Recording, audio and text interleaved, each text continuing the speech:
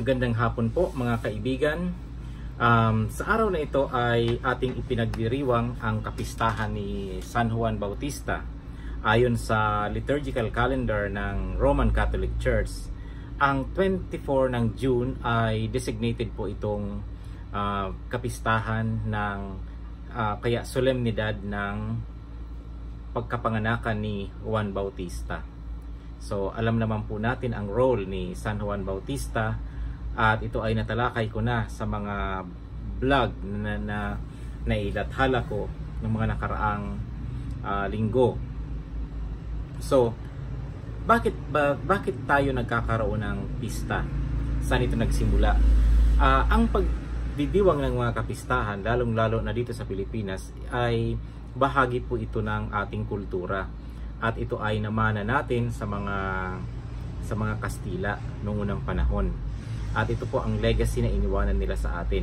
Sapagkat ayon nga sa kasaysayan natin, ang mga Pilipino noon ay hindi naman sila tumitira sa mga bayan-bayan. So nang pumunta dito ang mga Kastila, nagkatag sila ng mga bayan-bayan. So upang ma-encourage ang mga Pilipino na lumikas at manirahan sa bayan, so isa sa mga strategy na ginawa ng mga Kastila ay ang pag-encourage ng mga pista. Sapagkat pag may mga pistahan, aside from the religious services, aside from the religious activities, may mga secular activities din na nakakainganyo sa interest ng mga tao. Like for example, yung pagkakaroon ng mga peryahan, pagkakaroon ng mga tindahan, sapagkat ito ang panahon na ang mga tao ay naiinganyo silang mag-shopping, tumingin sa mga bagay-bagay na tinitinda ng mga nandadayuhan na mga nagtitinda. At nandoon din yung mga peryahan, kasabay na rin siguro yung mga konting sugalan doon na nagbibigay aliw sa mga tao. So yan po ang dahilan kung bakit in-encourage ng mga Kastila yung pagkakaroon ng pista.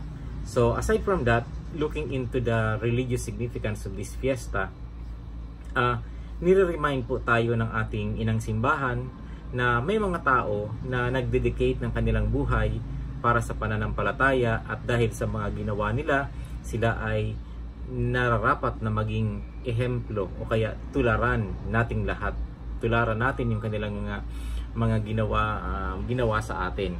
So like for example, sino si Juan Bautista? Bakit kailangan natin siyang tularan? So si Juan Bautista ay ipinanganak doon sa Judea sa noong unang panahon ni Jesus Christ. And sinasabi nga ni Jesucristo na si Juan Bautista daw ay isa sa mga pinakadakilang propeta at huling propeta sa linya ng mga propeta. Hindi siya gumawa ng mga milagro, wala siyang naitala ng mga milagro, pero ang lakas ng kanyang mensahe ay tumagos sa puso ng mga anak ng Israel. So kailangan po talaga natin na maintindihan ang konteksto ng salvation history. So kaya nga minsan hindi ito naiintindihan ng karamihan. Tingnan po natin na ang Kristyanismo ay nagsimula sa relihiyon ng mga Ebreo. Yan. So sinasabi sa kasulatan na noong unang panahon daw ang Diyos ay may hinirang na bayan, at ito ang bayan ng Israel.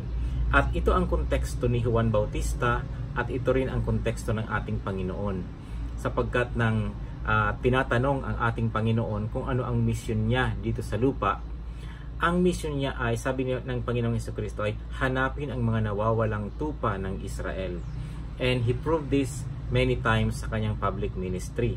Kaya nga may pinili siyang 12 apostoles, sapagkat sabi niya, itong 12 apostoles daw na ito, sila ang magiging judge ng mga 12 tribo ng Israel.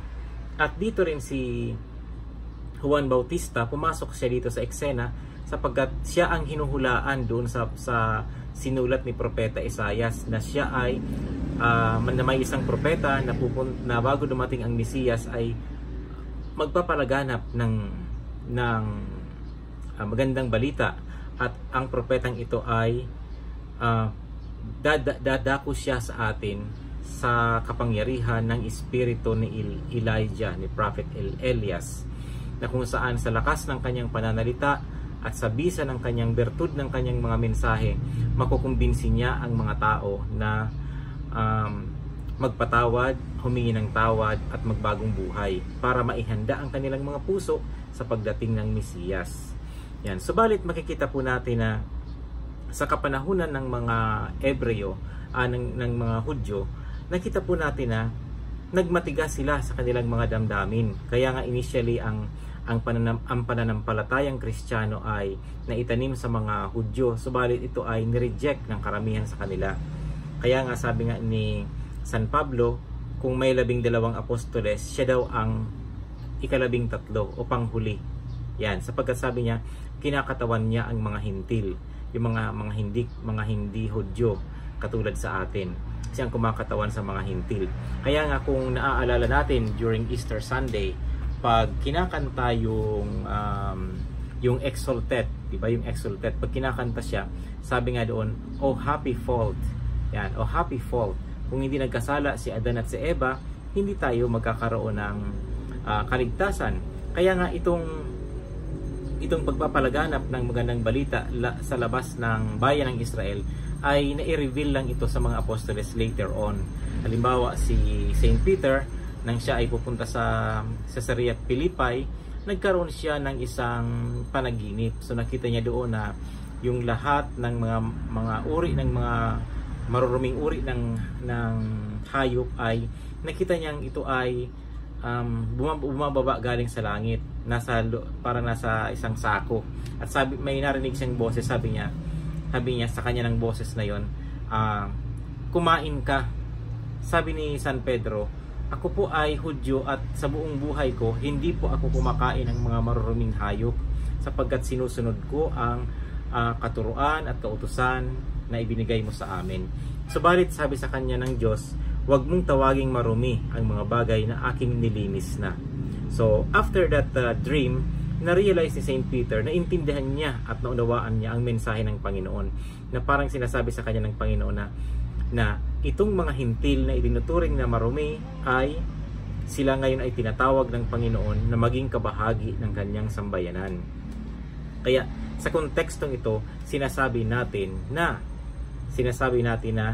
ang simbahan o ang church, siya ang bagong Israel, siya ang bagong hirang na bayan ng Diyos. Subalit hindi ibig sabihin na wala ng kabuluhan ang kasaysayan ng Israel, yung tinatawag natin na historical Israel. Kaya nga yung mga kaganapan ngayon sa Middle East, yung pagkakatatag ng State of Israel noong 1948, etc., yung mga sumusunod na mga pangyayari, kumbaga kung ikaw ay nagbabasa ng Biblia, nagbabasa ng kasaysayan, makukonect mo yun doon, na parang nakikita natin na ito ay kalooban ng Panginoon, sapagkat sinasabi mismo ni San Pablo na hindi tinatalikuran ng Diyos ang kanyang pangako kay Abraham, kay Isaac at kay Jacob. Kaya kung sasabihin natin na may babalik pa ba ang bayan ng Israel? Oo, may babalik pa rin, sapagkat nandiyan pa rin ang mga Hudyo, at sila yung mga descendants ng mga tao na unang tumanggap ng magandang balita. At kahit nireject nila ang Panginoon ngayon, hindi ibig sabihin na pinabayaan na sila ng Panginoon, sapagkat darating ang panahon na sila ay muling ibabalik ng Panginoon.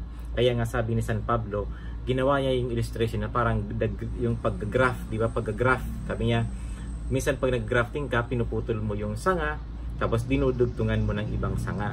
So kung baga, tayo yung putol na sanga, idinugtong tayo doon sa original na kahoy.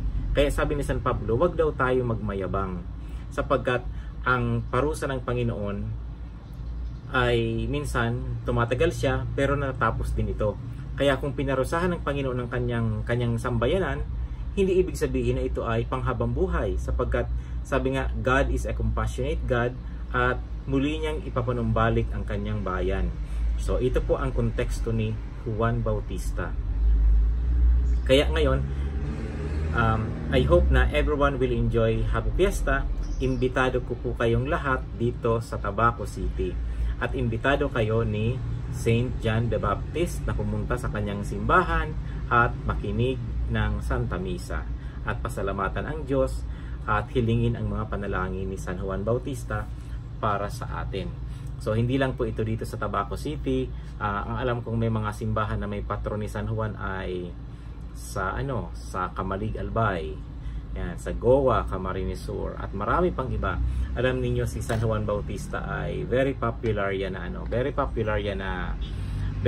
siyang patron saint, sapagkat ng panahon ng mga Kastila na nagsisimula pa lang silang magpalaganap ng Katolisismo dito sa Pilipinas, nakita nilang napakalaki ng kanilang dapat gawin. So kaya ginawa nilang patron saint si Saint John the Baptist, sapagkat yun nga yung pagbabaptize. So yun ang kanilang mission, how to convert the Filipinos to Catholicism, and for them it was a formidable challenge. But after 300 years, na-accomplish nila ang kanilang task. Kaya nga sa panahon natin, 85% ng ating population ay professing Catholic.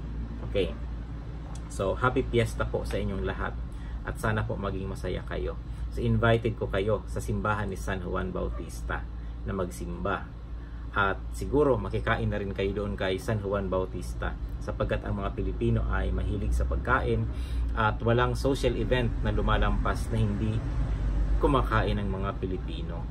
So sabi nga, the shortest way to a Filipino's heart is by means of food. So thank you very much and enjoy your day.